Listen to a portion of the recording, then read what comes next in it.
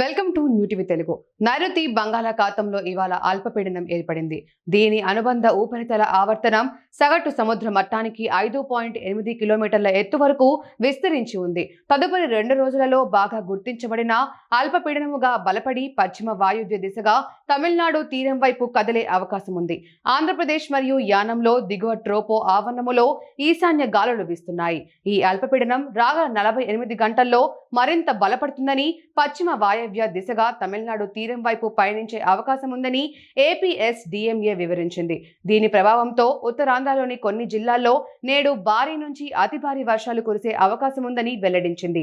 విజయనగరం, విశాఖ, అనకాపల్లి జిల్లాల్లో పలు ప్రాంతాల్లో భారీ నుంచి అతి భారీ వర్షాలు కురుస్తాయని, శ్రీకాకుళం, పార్వతీపురం, మన్యం, అల్లూరి, కోనసీమ, ఉభయ గోదావరి, ఏలూరు, కృష్ణా, నెల్లూరు, చిత్తూరు, తిరుపతి, అన్నమయ్య, వైఎస్ఆర్ జిల్లాల్లో తేలికపాటి నుంచి మోస్తారు వర్షాలు కురిసే అవకాశం ఉందని ఏపీఎస్డీఎంఏ పేర్కొంది.